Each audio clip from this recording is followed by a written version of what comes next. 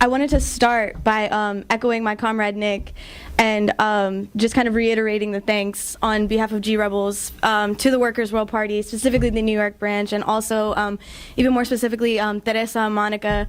You guys have really been there for us, taken us under your wing, and given us so many incredible opportunities. And like Nick said, this trip is going to be in my heart forever. It was an amazing experience.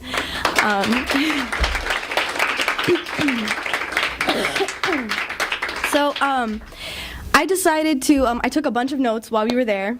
The feds stole my notebook. That's a funny story. If you'd like to hear about it, come find me later. But yeah, I took a lot of notes. So, and I was kind of still angry on the last day when Christian approached me and was like, oh, what do you want to talk about? So I was thinking, and I was really thinking about it, like, what do I want to talk about, you know? And so I'm a sociology nerd. So I was thinking, and I had been taking a lot of notes on kind of like the differences in our two societies and how they're structured, how people interact. I was doing a lot of people watching, kind of the way that people are, what the society values, things like that. So, and yeah, the ideology, what people valued, how they interact, and just the overall feeling. I was primarily looking through a Marxian, obviously, and Weberian lens, kind of taking in those two philosophers and their writings into mind. So first off, I'll just start by saying that what struck me the most, honestly, was just this sense of tranquility over there. It's very different, and that's not to say that people aren't going about their business, doing what they got to do, and doing this, that, and the third, but the atmosphere is so much less rushed. It's so much more, people are looking up, they're looking around, they're saying hi to you, making eye contact, walking down the street. It's, you know, versus in New York, you're walking, you even come close to them, yo, watch where you going, like, you know, it's very, like, which, you know, is its own beautiful thing, but it stems from somewhere that is not healthy, because people are rushing around, people are worried, people are stressed, people have stuff to do, we got this, that, and the third. And so it was a lot more relaxed there. It was crazy. It felt like I was taking the deepest breath that I had taken in so long while I was there. And secondly, the thing that really struck me was there are no ads. I couldn't,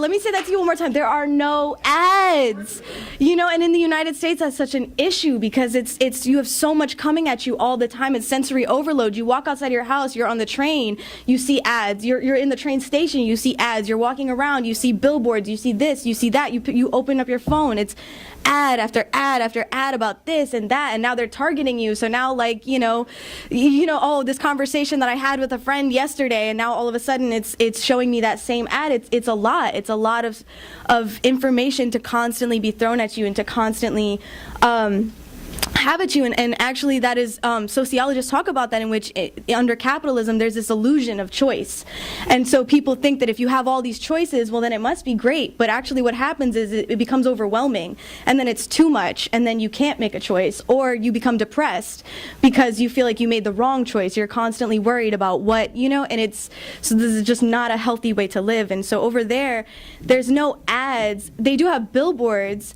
but and on the billboards is what the capitalists might call propaganda. It's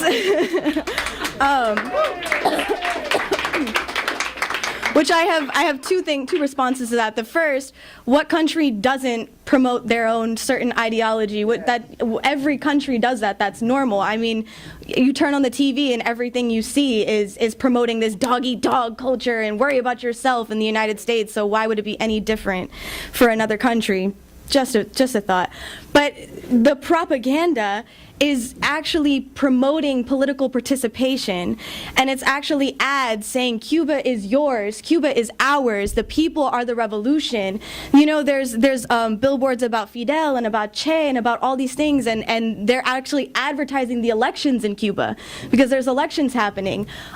When have you ever seen an election advertised in the United States? They don't want you to vote. They don't want you to participate. If they can avoid it, they will. And in Cuba, it's saying, vote for Cuba.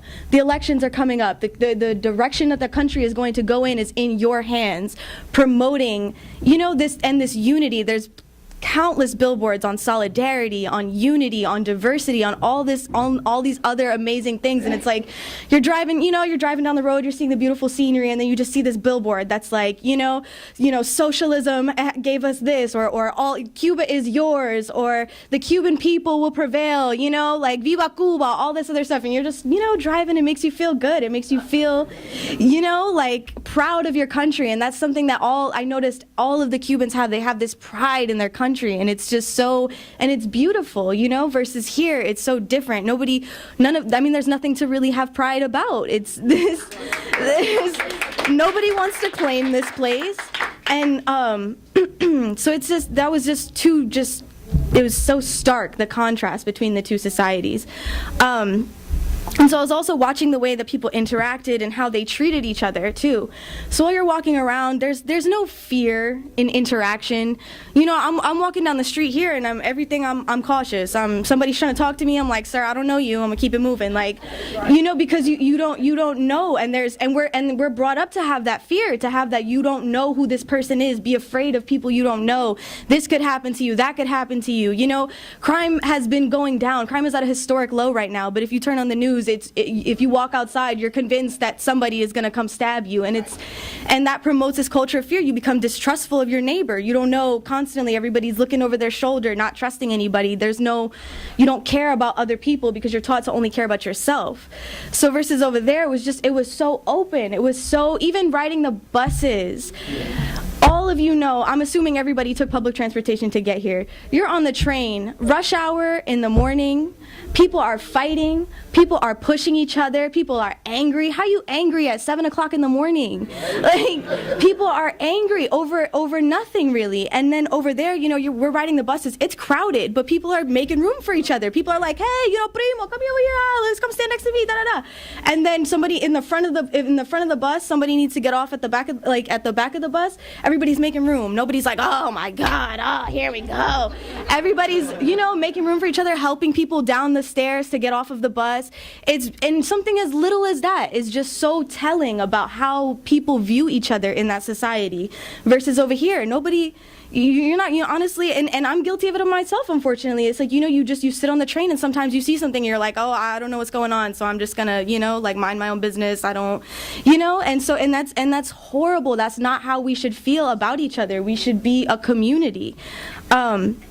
And so people are willing to speak to each other out on the street. We were walking around, countless people just walking up to us. Hey, where are you from? Oh, what are you guys doing here? Da da da. Starting conversations, having, and asking us informed questions about global politics and about how we feel about things. And it just that struck me too, because it's clear that over there education is something that is very valued, versus over here education is something reserved only for the elites.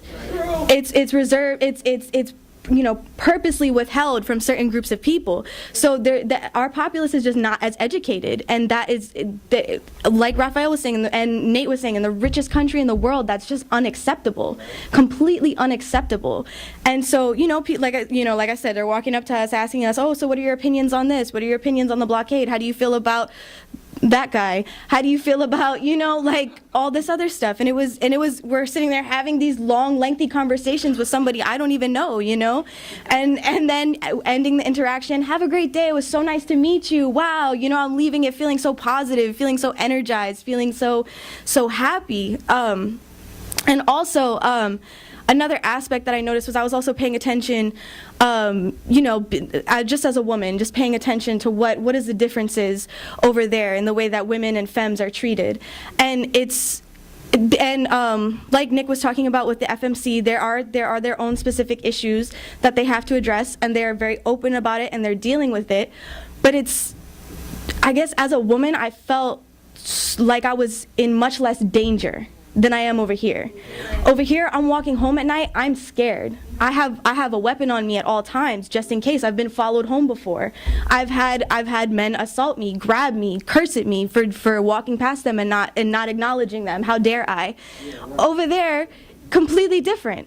I never felt afraid for my safety. I never felt like somebody was gonna grab me or somebody was gonna do something. Even if I'm walking by and they're like, hey, mommy, you know, like do I want that? No. But at no point, it was very clear that there was no harm that was going to be taken against me. There was no action, that nobody was going to snatch me up or get angry and be like, why didn't you respond to me? You know what I mean? So it's, while they have somewhere to, you know, they have to improve in that department of, okay, well, if a woman is walking, maybe she doesn't want you yelling out comments at her. But at least they're at the point where I'm not fearing and I'm not like looking down, walking, you know, trying to get away. I'm not afraid. And also, I also had an experience, just much less brief than Raphael, with the healthcare system. And here, when I was over there, I had gotten my period, and I have horrible periods. They're terrible. I cramp so badly. Sometimes it's to the point that I throw up. I can't get out of bed. I can't go to class. And over there, and you know, it's not here. That's not something that you say. You don't tell anybody. I tried to call out of work and use my sick hours, saying that I had my period, and my male boss told me, well, that doesn't count as being sick, so you can't use them. Right. So over there, I'm not really, I was kind of, I guess, apprehensive to say something because we had plans for that day. That was the day that we were supposed to go meet the combat veterans. And so I was apprehensive because I wanted to go, and I felt like, you know, oh, I can't stay back for this, you know, like I'm being dramatic, da da da. And so I went to breakfast. I had told a couple people that I was feeling in pain, and they said, okay, well, we're gonna go get the medic. And so he came over, and he immediately was like, he asked me a couple questions, and then immediately was like, we have the perfect medication for this. In the US, there is no medication really for women on our periods. Even Midol was originally for other ailments. So there's no medication specifically for us, versus in Cuba, they have medication specifically for women on their periods who are in pain. So, exactly.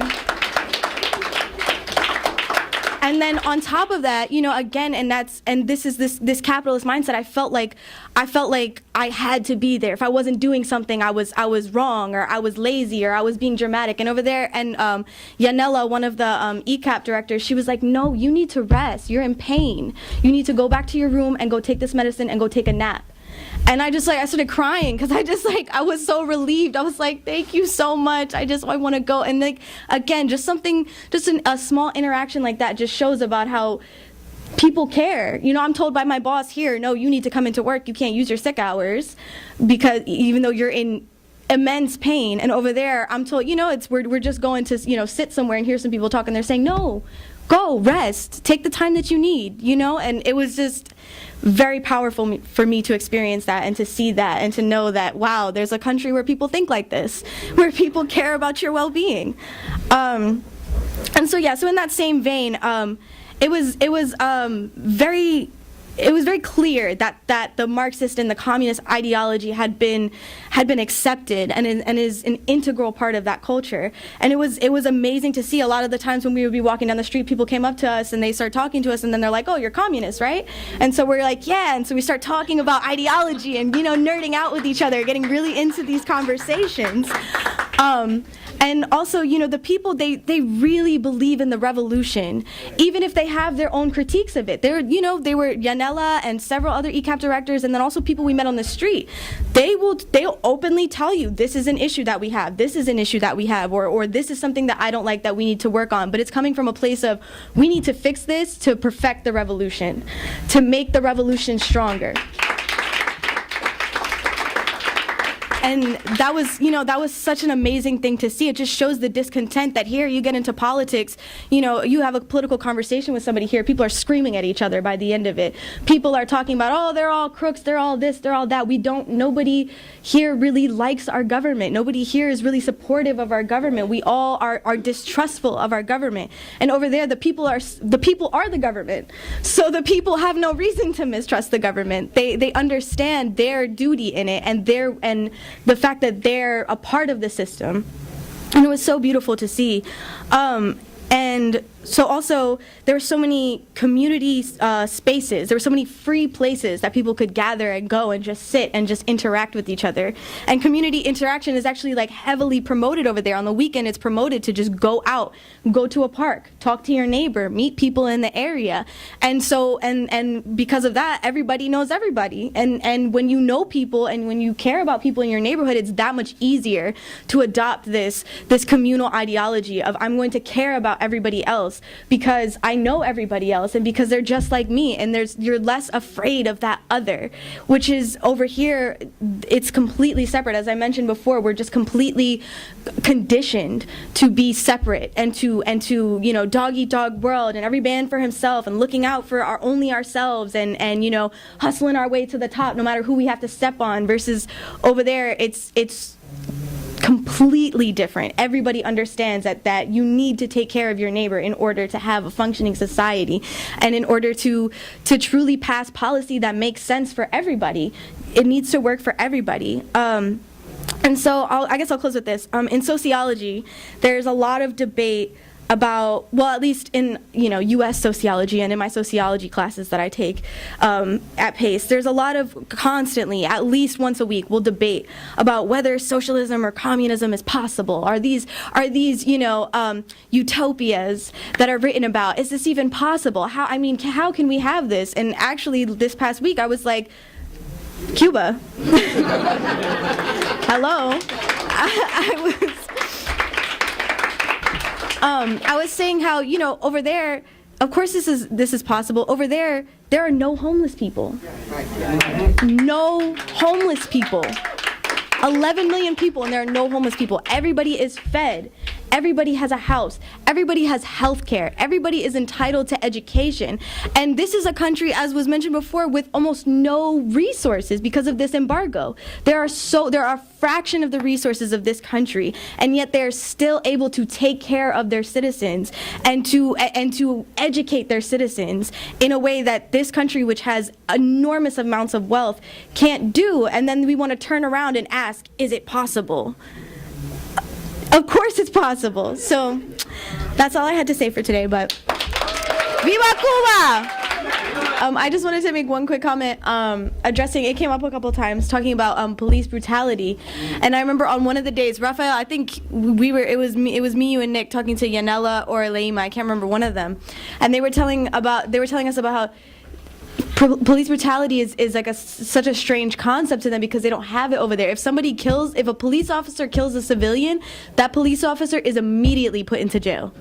Immediately put into jail while they investigate what happened and why did this happen, what was the situation. So they're not put on administrative leave, get a paid vacation to go do whatever, go hide while they, you know, from their shame. They are put in jail. So that's why I think they said that they haven't killed police hasn't killed anybody since, I don't even remember, they said years ago. She was like, I can't even offhand tell you a case because it doesn't happen here. So that was just something that, you know, that got brought up a couple times that I just wanted to talk about.